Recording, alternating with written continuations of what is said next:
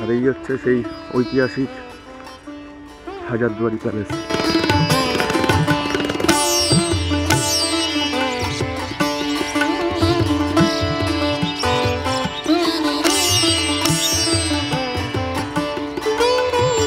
এই জায়গাটা হচ্ছে খোশবাগ। খোশ কত হলো খুশবু, বাগ কত হলো বাগিচা, অর্থাৎ আনন্দ উদ্যান। এই বাগানে বিভিন্ন রকমের গোলাপ চাষ করতেন নবাব আলীবর্দী খান। সতীর কিরিটের একটা অংশ কিন্তু এইখানে পড়েছিল।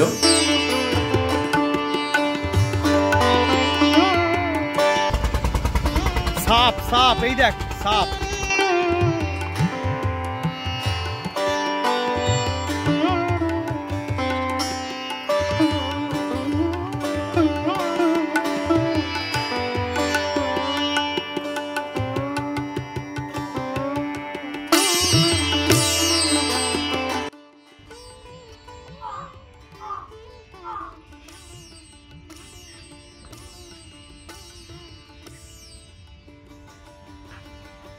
গুড মর্নিং বন্ধুরা, গুড মর্নিং।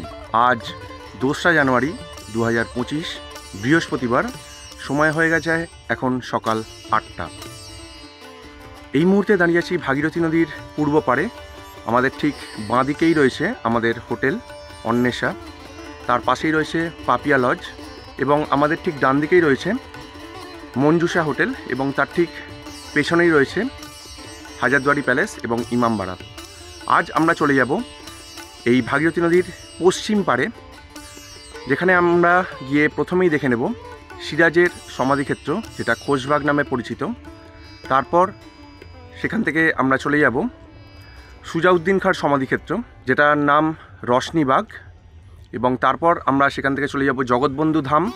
এরপর আমরা চলে যাব কিরিটেশ্বরী মাতার মন্দির। এরপর আমরা আবার এই পাড়ে চলে আসব। আমাদের যেহেতু বিকেল 5:15 আবার ট্রেন আছে, এই পাড়ে এসে আমরা দেখে নেব সেই বিশ্ববিখ্যাত ঐতিহাসিক হাজারদুয়ারি প্যালেস, এবং তার ঠিক পাশেই রয়েছে ইমামবাড়া।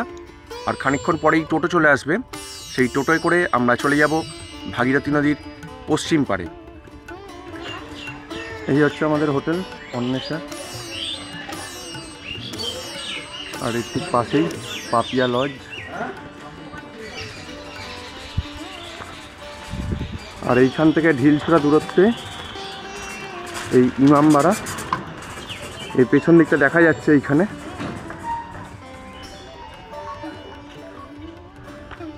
আর আমার ঠিক এই ডান দিকে ভাগীরথী নদীর পাড়, এই পাড়ে মানে যেটা পূর্ব পাড়, আর এই হচ্ছে ইমামবাড়া।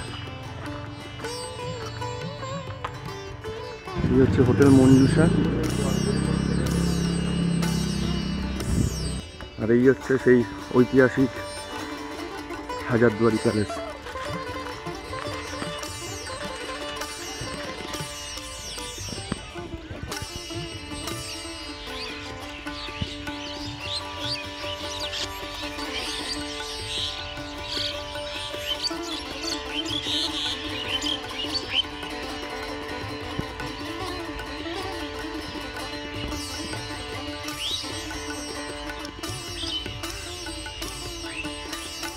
আপনাদেরকে সকালবেলার যে হাজারদুয়ারির চিত্র সেটা তুলে ধরলাম আপনাদের সামনে।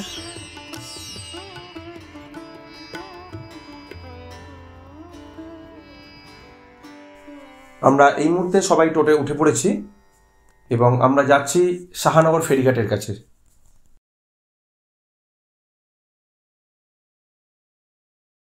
মিনিট 5-7 মধ্যেই আমরা পৌঁছে গেলাম শাহানগর ফেরিঘাট। তো এই শাহানগরের গ্রহরাজ মন্দিরের সামনে, এখান থেকে আপাতত আমরা নৌকায় করে চলে যাব ওই পাড়ে, মানে পশ্চিম পাড়ে। এই হচ্ছে টিকিট কাউন্টার, আর এইখানেই দেখুন ভেসেলে করে সমস্ত ওই পাড়ে যাতায়াতের ব্যবস্থা আছে। শাহানগর ফেরিঘাট। আমরা এই শাহানগর ফেরিঘাট থেকেই টিকিট কেটে নিলাম। আপ অ্যান্ড ডাউনের দুটোরই টিকিট কেটে নিয়েছি।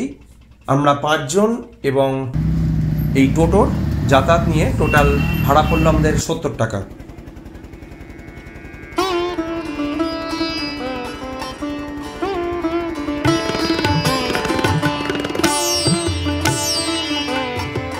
সিরাজের যে প্যালেস সেইটাও কিন্তু এখানেই ছিল, যদিও সেগুলো ভাগীরথী নদীর গর্ভে তলিয়ে গেছে। এই ভাগীরথী নদীর পশ্চিম পাড়ে কিন্তু কোনো রকম টাঙ্গা গাড়ি চোখে পড়লো না আমার। রাস্তার দুধারেই প্রচুর সর্ষের ক্ষেতও চোখে পড়লো এবং দেখলাম অপেক্ষাকৃত এই জায়গাটা অনেক শান্ত এবং প্রচুর গাছপালায় ঘেরা। মিনিট 10 মধ্যেই আমরা পৌঁছে গেলাম সিরাজের সমাধিক্ষেত্র খোশবাগ। তো এই মুহূর্তে চলে এসেছি খোশবাগের কাছে, সিরাজের কবরস্থান। তো আমরা এখানে একজন গাইড দাদাকে নিয়ে পেয়ে গেছি। তো এই গাইড দাদার থ্রু দিয়ে আমরা এখানকার যে ঐতিহাসিক তথ্য সেইগুলো আমরা এখান থেকে জেনে নেব। তো চলুন বন্ধুরা, ভেতরে যাওয়া যাক। বই পড়ে তো জ্ঞান অর্জন করাই যায়, কিন্তু কোনো জায়গায় এসে সেখানকার অতীত সম্বন্ধে যদি জানতে হয়, আমার মনে হয় সেখানে যারা গাইড আছেন তাদের থ্রু দিয়ে যদি আপনারা সেখানকার ইতিহাস সম্বন্ধে জানেন, তাহলে কিন্তু আপনারা নিজেরাও অনেক সমৃদ্ধ হবেন। জায়গাটা হচ্ছে খোশবাগ। খোশ কত হলো খুশবু, বাগ কত হলো বাগিচা, অর্থাৎ আনন্দ উদ্যান। এই বাগানে বিভিন্ন রকমের গোলাপ চাষ করতেন নবাব আলীবর্দী খাঁ। আলীবর্দী খাঁ মারা গেছেন 1756 খ্রিস্টাব্দে। তো উনি যখন মারা যাওয়ার আগেই বলে গেছিলেন যে আমি যেখানে মারা যায় না কেন আমার কবরটা যেন খোশবাগে দেওয়া হয়। তার প্রথম কবরটাই খোশবাগে দিয়েছিলেন নবাব সিরাজদৌল্লা নিজের হাতে। আপনাদের এক করে নামগুলো ফার্স্ট যে কবরটা দর্শন করবেন, এটা হলো সরফুন্নিসা বেগম, আলীবর্দী খানের বাড়ি। ইনি ছিলেন বেগম বলে সম্মানের মহিলা, এর জন্য নাকি সম্মুখে সম্মান জানিয়ে কবরটা দেওয়া হয়েছে। এটা হলো ঘাসিরি বেগম, সিরাজদৌল্লার বড় মাসি, যিনি সিরাজদৌল্লার বিরুদ্ধে ষড়যন্ত্র করেছিলেন। আর এটা হলো আমিনা বেগম, সিরাজদৌল্লার মা। এটা হলো পর্দা নেসি, মানে এক কথা বোরকা বলে।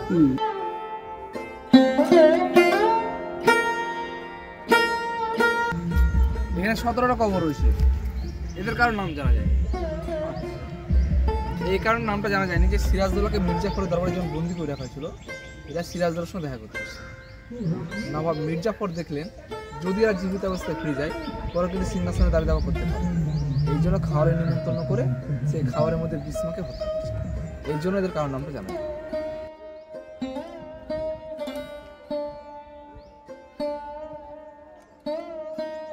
এখানে 3টে কবর রয়েছে।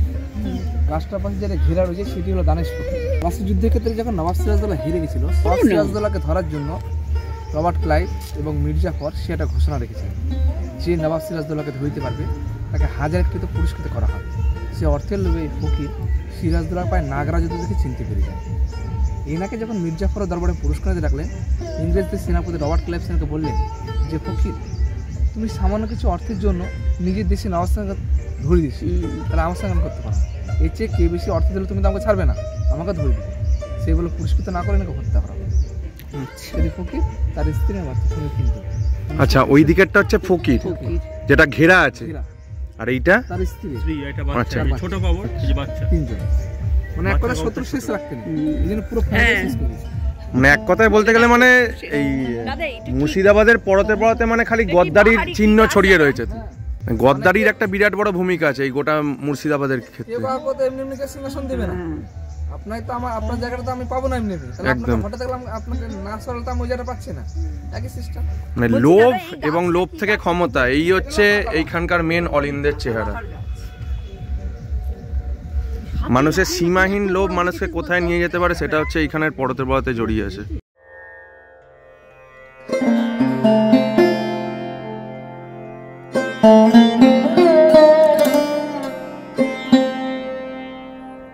এখানে 3টে কবর আছে। এরা হলো বডিগার্ড, যাকে দেহরক্ষী বলা হয়।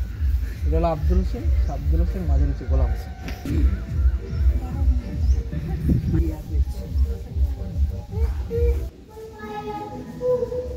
এটা হলো সিরাজদৌল্লা, ওর কাছে নামটা লেখা রয়েছে।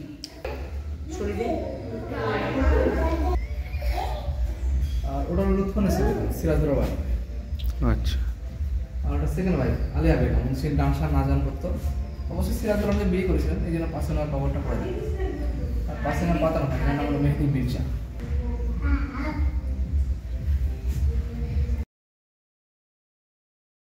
এখানে নবাব আলীবর্দী খাঁ, সিরাজদৌল্লা দাদু, মানে প্রথম এনারই কবরটা হয়েছিল কোচবিহারে। আচ্ছা, এখানে যে মানে 34 খানের মধ্যে 2 জন ন্যাচান্ডেড, আলীবর্দী খাঁ আর লুৎফুন্নেসা বেগম। আচ্ছা, বাদ বাকি 32 জনকে হত্যা করেছিল মির্জাফরের ছিল মিলনের আদেশে।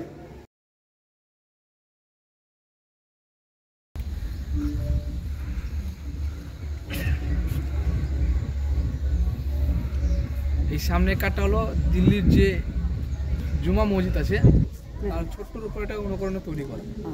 আর এই সামনে চৌবাজা জল থাকে, সেই জল দিয়ে হাত পা দিয়ে পরিষ্কার পরিচ্ছন্ন নামাজ পাঠ করতেন। আর একটা হেঁটে সাইড দর্শনীয় জায়গা, নামাজ পাঠ হয় না, এটা পুরো।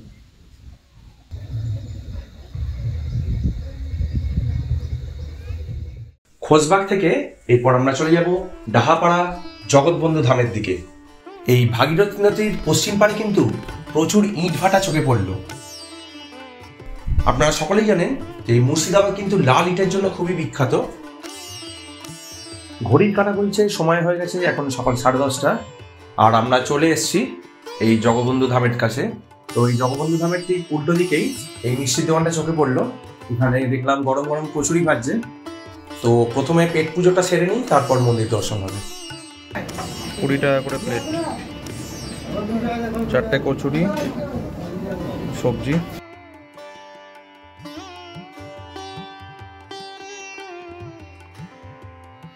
মহাপ্রসাদের কুপন সকাল 10:30 থেকে 11টা পর্যন্ত দেওয়া হয়। শোনা যায় প্রতি বছর বৈশাখ মাসের শুক্লপক্ষ তিথিতে শ্রী শ্রী জগবন্ধু সুন্দরের আবির্ভাব উপলক্ষে এখানে 7 দিনব্যাপী একটা বিরাট অনুষ্ঠানের আয়োজন করা হয়ে থাকে। ওই সময় বাইরের দেশ থেকে এবং দেশের বিভিন্ন প্রান্ত থেকে প্রচুর ভক্তের সমাবেশ ঘটে।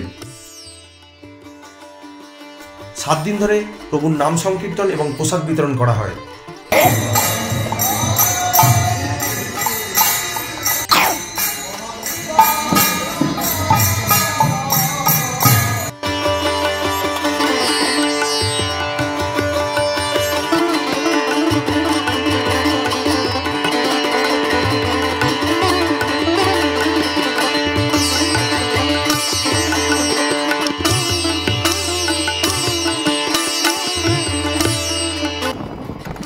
এরপর আমরা জগৎবন্ধু ধাম থেকে আমরা কিরিটেশ্বরী মন্দির দেখতে চললাম। হাওড়া লাইন দাদা, দেখুন ডাহাপাড়া ধাম, জাল টানছে দেখুন বন্ধুরা। প্রকৃতির শোভা দেখতে দেখতে আপাতত আমরা ঐতিহাসিক কিরিটেশ্বরী মন্দিরের দিকে চলেছি। তো এই মুহূর্তে চলে এসেছি আমরা কিরিটেশ্বরী মন্দিরে। চলুন বন্ধুরা, ভেতরে কি আছে দেখা যাক। আপনারা সকলেই জানেন যে সতীপীঠের 51 পীঠের একটা অংশ কিন্তু এই কিরিটেশ্বরী মন্দির। সতীর দেহ ছিন্ন ভিন্ন হওয়ার সময় সতীর কিরিটের একটা অংশ কিন্তু এইখানে পড়েছিল। সেই অনুযায়ী এই মন্দিরের এখানে নামকরণ করা হয়েছে কিরিটেশ্বরী মন্দির। প্রতি বছর এইখানে পৌষ মাসের এই সময় এখানে প্রচুর বড় করে এই মেলা আয়োজন করা হয়ে থাকে। তো এই মেলার জন্য কিন্তু এখানে প্রচুর ভক্ত সমাবেশ হয়, পুজো এবং প্রসাদ বিতরণ করা হয়ে থাকে।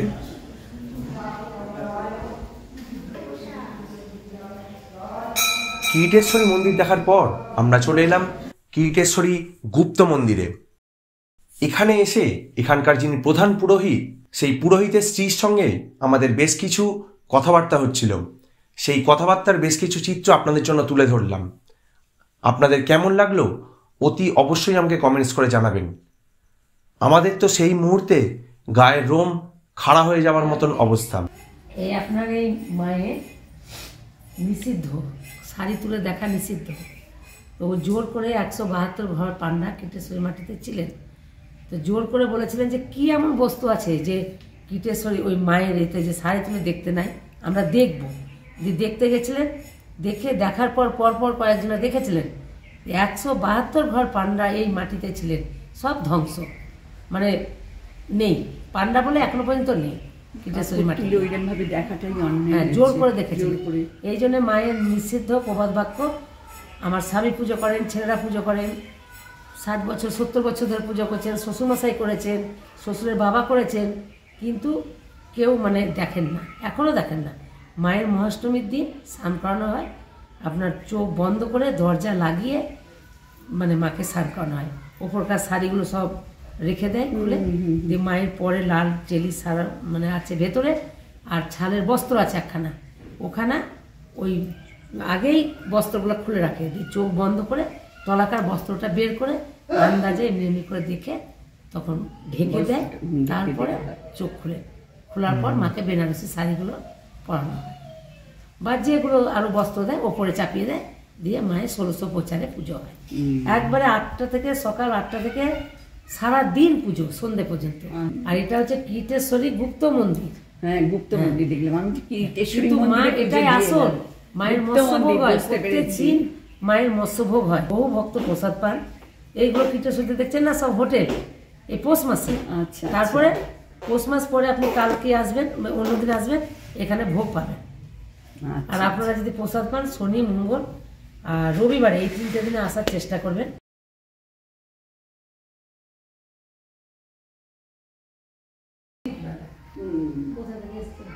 হচ্ছে ভোগ ঘর ওনাদের। আমরা নবান্ন। আচ্ছা, নবান্ন।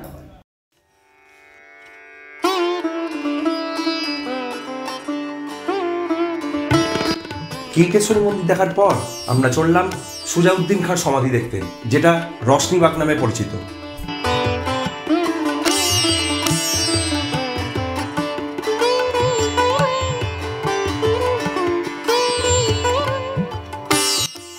এই সুজাউদ্দিন খাঁর সমাধি বা এই রশনিবাগের ইতিহাস জানার জন্য আমরা এই মুহূর্তে পেয়ে গেছি রাকিবুলদাকে। রাকিবুলদা এখানে গাইড হিসেবে কাজ করেন। ওনার কাছ থেকে আমরা এই রশনিবাগের ইতিহাস সম্বন্ধে তথ্য জেনে নেব। এখান থেকে বাইরে একটা সমাধি দেখা যাচ্ছে, এটা হচ্ছে সুজাউদ্দিনের বডিগার্ড ছিল। খাস করে বডিগার্ডের সমাধি বাইরে আছে, আর ভেতরে আছে সুজাউদ্দিনের সমাধি। বাংলা বিহার উড়িষ্যার ফার্স্ট নবাব ছিল মুর্শিদ কুলি খাঁ, দ্বিতীয় নবাব সুজাউদ্দিন খাঁ। 1725 থেকে 39 পর্যন্ত তিনি বাংলা বিহার উড়িষ্যার উপরে রাজতন্ত্র চালিয়েছিলেন, টোটাল 14 বছর। তো মুর্শিদ কুলি খাঁর আগের নাম ছিল সুদর্শন নারায়ণ মিশ্র, ওনার বাবার নাম ছিল দর্পণ নারায়ণ মিশ্র। সর্বফার্স্ট যখন ঔরঙ্গজেব দিল্লির সম্রাট ছিলেন, সেই পিরিয়ডে কিন্তু ঔরঙ্গজেবের দেওয়ান হিসেবে তিনি দিল্লিতে নিযুক্ত ছিলেন, যার ফলে সুদর্শন নারায়ণের প্রতি বিশ্বাস স্থাপন করে ওনাকে যোগ্যভাবে এই বাংলার মুর্শিদাবাদে পাঠিয়ে দেয় ফার্স্ট নবাব করে। কী টাইটেল দিয়ে? মুর্শিদ কুলি খাঁ টাইটেল দিয়ে। উনি মুর্শিদ কুলি খাঁ টাইটেল নিয়ে যখন এই বাংলার মুর্শিদাবাদে আসলেন, আসার পরে এই মুর্শিদাবাদকে চেঞ্জ করে দিয়ে এই জায়গার নাম দিয়েছিলেন মুর্শিদাবাদ। তো ওনার 2 মেয়ে ছিল, আজিমুন্নেসা বেগম আর জিন্নাতুন্নেসা বেগম। আজিমুন্নেসা বেগম বলতে গেলে মুর্শিদাবাদ শহরে যে কলিজা খাকি নামে পরিচিত, তার সঙ্গে সুজাউদ্দিনের বিয়ে হয়েছিল। বিয়ে হওয়ার পরে 1725 সালে মুর্শিদ কুলি খাঁ মারা গেলেন এবং রাজতন্ত্র ওনার জামাই পেলেন। তিনি টানা 14 বছর রাজতন্ত্র বাংলা বিহার উড়িষ্যার উপরে চালিয়েছিলেন সুজাউদ্দিন খাঁ। চালানোর পরে আজকে যে জায়গাটায় ঘুরতে এসেছেন, এই জায়গার নাম হচ্ছে রশনিবাগ। রশনি কথার অর্থ হচ্ছে আলো, বাগ মানে বাগিচা। এই লাইট অফ গার্ডেন বলা হতো এটাকে, কারণ সেটা ছিল এই পিরিয়ডের মেন গেট, এটা ঝর্ণা, এটা স্টেজ। আর যেদিক দিয়ে প্রবেশ করলেন ওটা হচ্ছে পিছন গেট। সুজাউদ্দিন এদিক দিয়ে এসে সোজা এখানে বসতেন। এখানে কি হতো? আধ্যাত্মিক চর্চা, সুফিজম চর্চা এবং সুফিজম গোত্রের যেসব কালচারাল প্রোগ্রামগুলো বেসিক্যালি এই মঞ্চে সুজাউদ্দিন খাঁ করে থাকতেন। এবং এই বাগানবাড়ির স্মৃতি উপলক্ষে এই মসজিদটি নির্মাণ করে গেছেন। 1725 থেকে 39-এর মধ্যে মসজিদটি নির্মাণ হয়েছিল। টোটালটা ইটালিয়ান কারুকার্য দ্বারা। ইটালি থেকে লেবার মিস্ত্রি নিয়েছে ডিমের খোসা, ডিমের কুসুম আর চুন সুরকি দিয়ে মসজিদ নির্মাণ করা হয়েছিল। এবং এই মসজিদের পাশে একটা পুরোনো দিনের শিবের মন্দির দেখা যাচ্ছে। তো বর্গীরা মহারাষ্ট্র থেকে পদার্পণ করেছিল বাংলায় ভাস্কর পণ্ডিত নামক একজন বর্গী, যে দলবল নিয়ে সারা বাংলাকে সেই পিরিয়ডে অত্যাচার ও লুটপাট চালিয়েছিল। সেই পিরিয়ডে সুজাউদ্দিন নবাব ছিল। সুজাউদ্দিন দেখলে এভাবে সম্প্রীতি বজায় থাকবে না। সম্প্রীতি বজায় রাখতে গেলে তোদেরকে একটা সুস্থ ডিসিপ্লিন মেনটেন্স করতে হবে। পরবর্তীতে সুজাউদ্দিনের ডিসিপ্লিন তারা মেনে নেয় এবং ওনার সঙ্গে বন্ধুত্বও করে। পরবর্তী জেনারেশন রঙ্গনাথ পণ্ডিত 1226 বঙ্গাব্দে শিবের মন্দিরটা উনি প্রতিষ্ঠিত করে গেছিলেন। এই মন্দিরের বয়স হয়েছে 200 বছর, মসজিদের বয়স হয়েছে 300 বছর। এই মসজিদে যখন নামাজ হতো, একটা পুরোনো দিনের কলসি দেখা যাচ্ছে এখান থেকে, দেখুন পাশে একটা কুয়ো আছে, কুয়ো থেকে জল তুলে নিয়ে সেখানে সংগ্রহ করে রাখা হতো। হাত মুখ দিয়ে উজু করে যখন ভেতরে নামাজ হতো, তখন এই মসজিদের উপর দিয়ে চাঁদের শামিয়ানা টাঙানো হতো, রূপোর যে চাদর। এবং এই মসজিদে একটা বিশেষ তাৎপর্যময় জিনিস সুজাউদ্দিন খাঁ রেখে গেছিল, সেটা হচ্ছে ইরিডিয়াম নামক একটা মেটাল, যার ফলে কি হতো, এখানে মাইক বক্স সাউন্ড সিস্টেম লাগিয়ে দিলে সেগুলো বাজত না, আওয়াজটা ক্যাচ করতো। এত পাওয়ারফুল ম্যাগনেট ছিল, সেটা এখন নেই, বর্তমানে খুলে নিয়ে গেছে। এখানে যে আধ্যাত্মিক চর্চা বা সুফিজম চর্চা বা স্পিরিচুয়াল চর্চা হতো, তার কারণ হচ্ছে এখানে একজন বিশিষ্ট মহামানব আল্লাহর ওলি হযরত শাহ সুফি রহমত আলী, যিনি বাগদাদ থেকে আগত একজন মহাপুরুষ। আল্লাহ আমাদের কোরআনে বলেছে মানার ফানাফসাহু ফাকাদার ফারাব্বাহু, যে নিজ নাফস তথা নিজ আত্মার খবর জানে সে তার রবকে চিনে। বেদ বলেছে তম ব্রহ্মাং সত্যায়ং, যে নিজ আত্মাকে দেখেছে সে তার ব্রহ্মাকে চিনেছে। আমাদের কোরআন বলল লা ইলাহা ইল্লাল্লাহ, ঈশ্বর একটা, দ্বিতীয় কেউ নয়। বেদ বলছে কিভাবে দ্বিতীয়? ঈশ্বর একজনই, দ্বিতীয় কেউ নয়।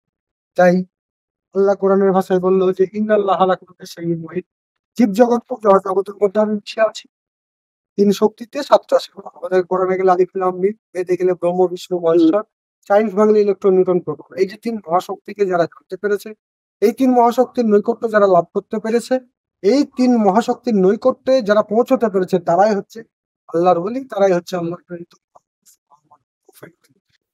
সেই মহামানব প্রফেটের এখানে একজন সমাধি আছে, যার দ্বারা দিয়ে সুজাউদ্দিন খাঁ এখানে সুফিজম চর্চা করতেন, মানে স্পিরিচুয়াল চর্চা করতেন এবং আধ্যাত্মিক চর্চা করতেন। তো এই বাবার উদ্দেশ্যে এখানে চৈত্র মাসের 3 তারিখ থেকে 6 দিন ব্যাপী একটা বিরাট ওরস ও সাংস্কৃতিক উৎসবের আয়োজন করা হয়, যেখানে বাউল, কাওয়ালি, সুফি সং বিভিন্ন রকম কালচারাল প্রোগ্রাম বাইরে স্টেজ আছে, স্টেজে দেওয়া। তো ফার্স্ট নবাব মুর্শিদকুলি খাঁ, দ্বিতীয় নবাব সুজাউদ্দিন খাঁ, তৃতীয় নবাব ইনাদ ছিলেন সরফরাজ খাঁ, চতুর্থ নবাব আলীবর্দী খাঁ, পঞ্চম নবাব সিরাজদৌল্লা, তারপরে মীর জাফর, মীর কাসিম পর্যন্ত মুর্শিদাবাদের ইতিহাস শেষ হয়েছে। That's all. ইনি হচ্ছেন হজরত শাহ সফি রহমত আলী, মিডিলেরটা ওনার মেয়ে, পাশেরটা ওনার স্ত্রী। ইনারা 3টি আল্লাহর ওলি। আল্লাহ কোরআনে প্রমাণ দিয়েছে যে অমায়ুদুলিল ফালান তাজেদালাহু আলিয়া মুর্শিদা, যুগে যুগে প্রত্যেকটা ভাষার মধ্যে, প্রত্যেকটা জাতির মধ্যে, প্রত্যেকটা গোত্রের মধ্যে আমি আমার অবতার প্রেরণ করেছি, মহাপুরুষ প্রেরণ করে পাঠিয়েছি, যাদের মাধ্যম দিয়ে তোমরা অলৌকিক আধ্যাত্মিক শিখবে। তো এনারা হচ্ছেন সেই আধ্যাত্মিক গুরু, যার কাছে সুজাউদ্দিন খাঁ, যার কাছ থেকে মানে সুফিজম চর্চা, আধ্যাত্মিক চর্চা এবং স্পিরিচুয়াল চর্চা ওই স্টেজে করতেন। এই বাবার স্বপ্নযোগ, এই স্বপ্ন দিয়ে এনাকে ডেকে নিয়েছিলেন হযরত দাতা আব্দুল করিম খাঁ, যিনি দরবেশ সাহেব ছিলেন। ইনি হচ্ছেন হযরত দাতা আব্দুল করিম খাঁ সাহেব, যিনার কারামাত ছিল আমাদের গ্রামে জ্বর জ্বালা হলে থাবা দিয়ে দিত, ভালো হয়ে যেত, কুষ্ঠরোগ হলে থুতু লাগিয়ে দিত, ভালো হয়ে যেত। এবং যেদিন দেহ রাখলেন সেদিন নিজের দেহ ছেড়ে দিয়ে কীটেশ্বরী মন্দির হয়ে নিয়ে হেঁটে হেঁটে যাচ্ছে। ওদিক থেকে লালবাগ মার্কেটে ধান বিক্রি করতে কিছু লোক আসতো, বাবাকে চিনতো, সালাম দিয়েছে, কোথায় যাবেন, ইনি পশ্চিমে যাবো বলে বেরিয়ে গেছে। এসে দেখছে এখানে লাশফাস জোয়ান হচ্ছে, কী ব্যাপার, দাদা সাহেব ইন্তেকাল হয়েছে, এক্ষুনি সালাম দিয়ে পশ্চিমে যাবো বলে বেরিয়ে গেলেন। এই যে দাতা, ইনি যে সুফিজম দেখিয়েছেন, যা স্পিরিচুয়াল দেখিয়েছেন, তাই এই বাবার উদ্দেশ্যে এখানে চৈত্র মাসের 3 তারিখ থেকে স্বাধীনব্যাপী একটা বিরাট ওরস ও সাংস্কৃতিক উৎসবের আয়োজন করা হয়, যেখানে বাউল, কাওয়ালি, সুফি সং বিভিন্ন রকম কালচারাল প্রোগ্রাম স্টেজে দেওয়া হয়। এই দাদার কাছ থেকে আমরা এই রশনিবাগের সমস্ত তথ্য পেয়েছি। দাদা, আপনার নামটা একটু কাইন্ডলি বলবেন? রাকিবুল শেখ। আপনারা যদি এই রশনিবাগে আসেন তো অতি অবশ্যই এই রাকিবুল্লার সঙ্গে যোগাযোগ করবেন। এনার সঙ্গে সত্যি থেকে আমরা কিন্তু অনেক সমস্ত তথ্য এখানকার জানতে পেরেছি। এটা সত্যি মুর্শিদাবাদের অনেক অজানা এবং ঐতিহাসিক তথ্য। যদি আপনারা আসেন অতি অবশ্যই কিন্তু এখানে এই দাদার সঙ্গে যোগাযোগ করবেন। ধন্যবাদ দাদা। Thank you. সাপ সাপ এই দেখ সাপ। তো বন্ধুরা, এটাকে কি বলবেন? ঝুঁকির পারাবার তো অতি অবশ্যই, কারণ একটা নৌকার ওপর ভিত্তি করে এতজন লোক, ইভেন অটো এবং এত লোক, না আছে কোনো সেফটি জ্যাকেট, না আছে কিছু। তো প্রশাসনের কাছে অতি অবশ্যই অনুরোধ রইল যে এখানে কিছু অন্তত একটা ব্যবস্থা করতে। এই মুহূর্তে ভাগীরথীর পশ্চিম পাড়ে দাঁড়িয়ে আছি, আবার চলে যাব আমরা পূর্ব পাড়ে। সেখানে গিয়ে আমরা প্রথমেই দেখে নেব হাজারদুয়ারি প্যালেস এবং ইমামবাড়া এবং ঘণ্টাঘর। তো সঙ্গে থাকুন বন্ধুরা এবং দেখতে থাকুন এক্সপ্লোর অফ টাইম। হাই করে দাও। এইটা হচ্ছে দক্ষিণ গেট। এই দক্ষিণ দরজার ঠিক সামনেই রয়েছে এই ঘণ্টাঘর। এটা সম্প্রতি মুর্শিদাবাদ পৌরসভা থেকে নতুন করে সাজিয়ে তোলা হয়েছে।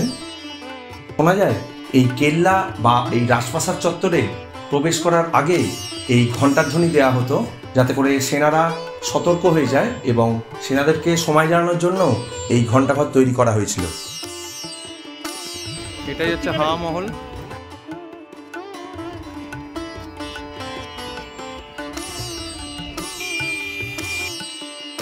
আমাদের হাতে বেশ কিছুটা সময় থাকার জন্য আমরা চলে এলাম এই ওয়াসেফ মঞ্জিল। এই নতুন করে গড়ে তোলা ওয়াসেফ মঞ্জিল প্যালেস, এটাও নতুন করে সংস্কার করা হয়েছে এবং এখানে প্রবেশ মূল্য জনপ্রতি 10 টাকা করে। মুর্শিদাবাদের নবাব ওয়াসেফ আলী মির্জা নিজের বাস করার জন্য এই প্রাসাদটি নির্মাণ করেছিলেন। সুরেন্দ্র বরাট নামে এক বাঙালি ইঞ্জিনিয়ার পরিচালনার তত্ত্বাবধানে এই প্রাসাদটি নির্মাণ করা হয়েছিল।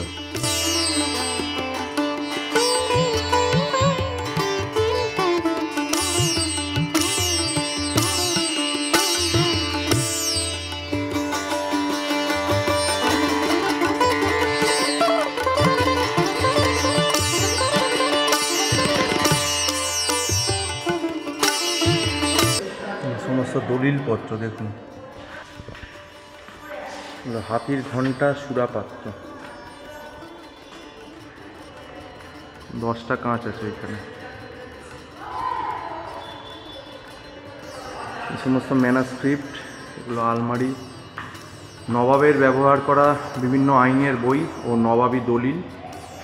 এটা 4টি যে আয়না আছে সেই আয়না ড্রেসিং টেবিল, দেখুন ঠিক 4টি কাঁচ আছে।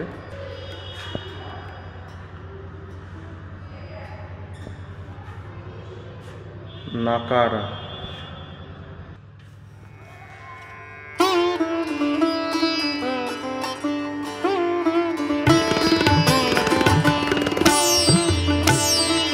হাতির পিঠে ব্যবহৃত হাওদা, এগুলোতে বসেই সমস্ত নবাবরা সেই হাতির পিঠে যে হাওদা থাকে সেই হাওদাতেই চড়ে যাতায়াত করতেন।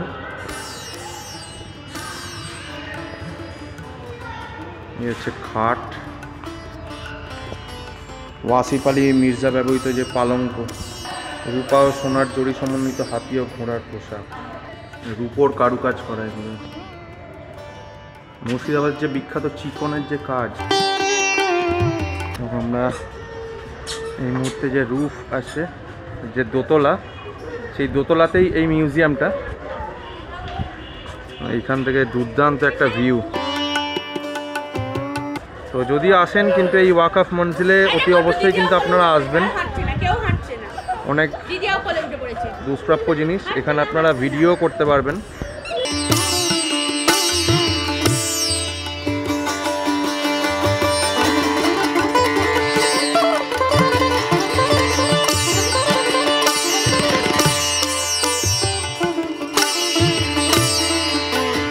ওয়াসেফ মঞ্জিল প্যালেস দেখার পর আমরা লাঞ্চ করতে চলে এলাম এই ঢাকা হোটেলে।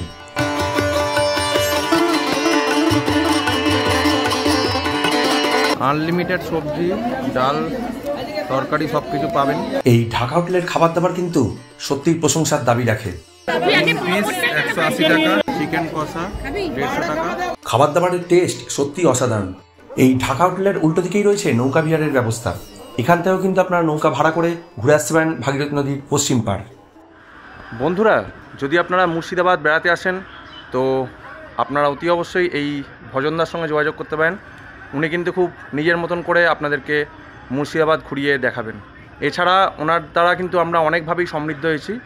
উনি কিন্তু নানান জিনিস কিন্তু আমাদের যেরকম হিস্ট্রি বলে দিচ্ছিলেন সেই রকম কিন্তু এক প্রকার গাইড হিসেবেই কিন্তু আমাদেরকে গাইড করে নিয়ে গেছিলেন মুর্শিদাবাদের বিভিন্ন জায়গায়। সেটা আপনারা পূর্ব পাড় বলুন কি পশ্চিম পাড়।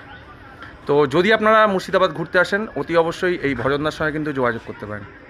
ভজনদা, তোমার নাম্বারটা একটু বলে দাও। আর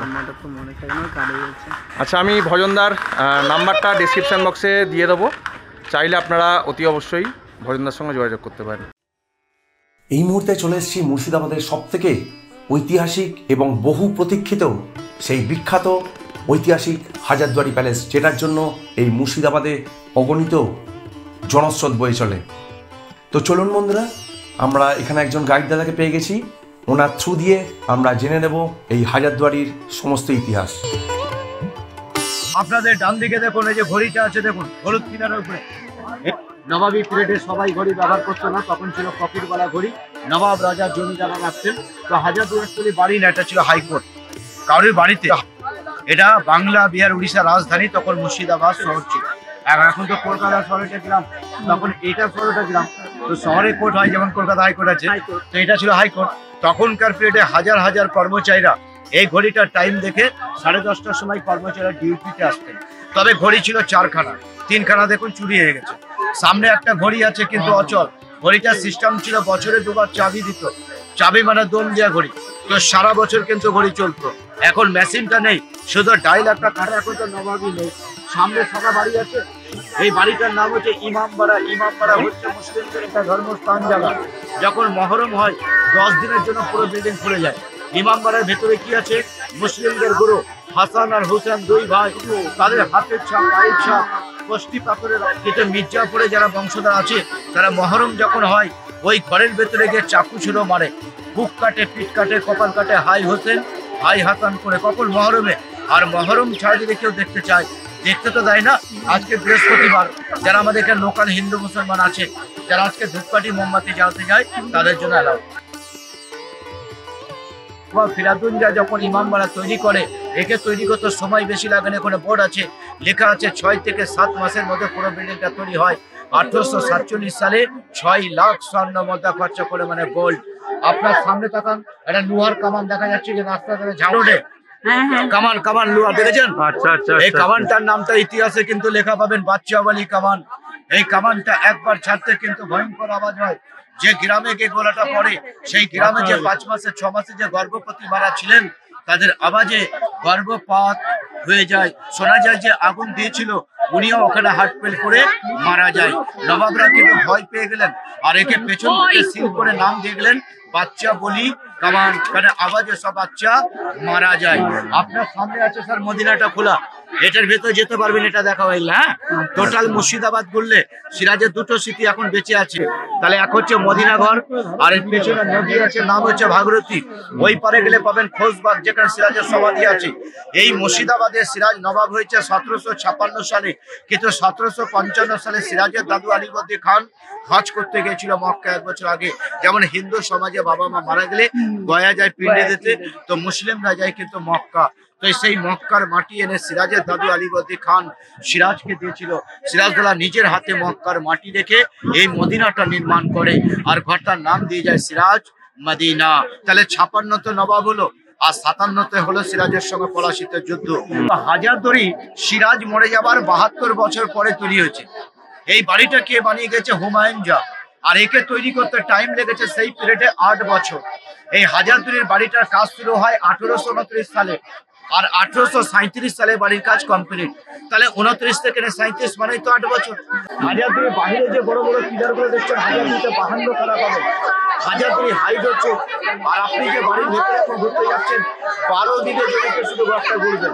এই বাড়িটার পেছনে নবাবের সেই সময়তে টাকা খরচা হয়েছে বানাতে 16,50,000 স্বর্ণ মুদ্রা, মানে গোল্ড। বুঝতে পেরেছেন? এখন আপনারা নিচে দিয়ে প্রবেশ করবেন, বেরাবার গেট কিন্তু উপর দিয়ে। তাহলে আপনি প্রবেশ পথে যাবেন, এখন গেটে রাইট আর লেফট দুটো গাড়ি আছে গেটে। রাইট গাড়িটাকে ডান দিকে গাড়িটাকে যাবেন, লেখা আছে ক্যামেল। ক্যামেল মানে তো ওই গাড়িতে করে হুমায়ুন যাকে ইংরেজরা প্যারিস থেকে আনতে যেতে বিচার করাতে হবে। আবার বিচার হয়ে গেলে তার কাছে তাকে প্যারিসে রেখে আসা, কিন্তু গাড়িটা কোর্টেই থাকতো। কিন্তু বাঁদিকে যে আরেকটা গাড়ি আছে, ওটার নাম লেখাতে ভিক্টোরিয়া গাড়ি। যখন বেগমরা বাইরে ঘুরতে যেত, চারিদিকে গোল করে পর্দা দিয়ে, এরা পরপোস্টের চেয়ারটা দেখতো না, ছিল পর্দা মেশিন, কিন্তু টানতো আরবিয়ান ঘোড়া, যেগুলো বড় ঘোড়া। তাহলে ফার্স্ট গাড়ি দেখলেন। এবার বাঁদিকে চলেন অস্ত্র ঘর। অস্ত্র মানে কোনো বন্দুকগুলি না, বন্দুকগুলি তো আছেই, কিন্তু ইংরেজরা চালাতো বন্দুক। নবাবরা তো তরোয়াল দিয়ে যুদ্ধ করতো। তো ঘরে গিয়ে কত অস্ত্র দেখবেন? 2400 অস্ত্র। নবাব কটা? 18টা। লোক কটা বলে? 2টো, এক মির্জাফর আর সিরাজ। বাকি নবাবগুলো তো নামই নাই, তাই না? তো 18টা নবাবের নাম তরোয়ালের নিচে লেখা আছে। ফার্স্ট তরোয়ালের নিচে লেখা আছে সিরাজ। সিরাজ সব থেকে উঁচুতে বেশি ছিল। সিরাজের লম্বা ছিল 7 ফুট 2 ইঞ্চি। সিরাজের তরোয়াল হচ্ছে 4.5 ফুট, ওজনটা 4.5 কিলো। লোক হিসাবে তরোয়াল তুলতো, এর জন্য সবাই বুঝতে পেরেছেন? একে মারার পেছনে 5 জনের হাত, কিন্তু গাল কাটছে একজনাকে মির্জাফর। তাহলে এখানে রাই বল্লভ, উমির চাঁদ, জগৎ শেঠ, ঘাসিদি বেগম, ইংরেজ কত লোক বসে মিটিং করলো, সবাই পালিয়ে গেল, ধরা পড়লো মির্জাফর, তাই না?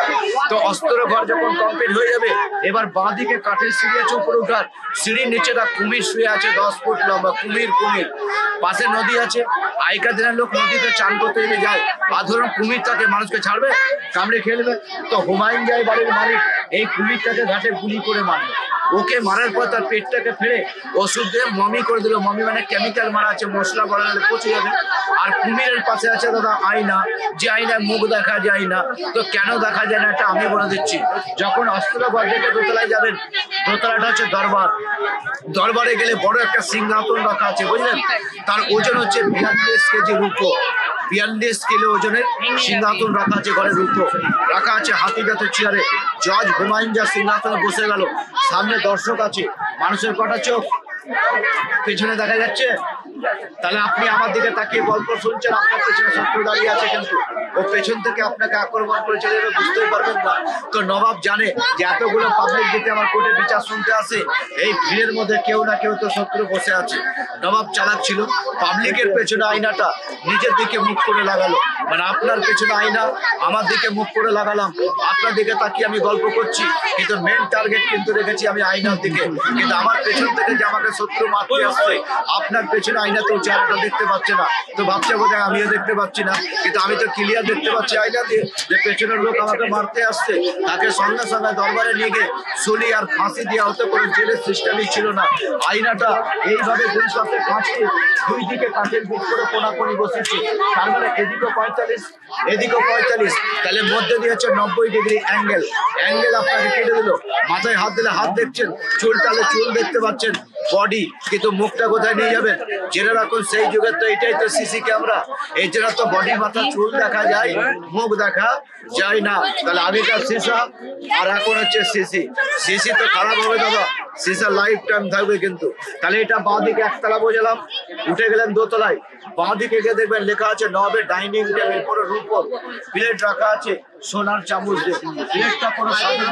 ওই সাদা প্লেটটার মধ্যে যদি হালকা পরিমাণে বীজ দেন, সাদা থেকে কালার পাল্টে ব্লু হয়ে যাবে, আর যদি বেশি পরিমাণ দেন হট করে প্লেটটা ফেটে যাবে।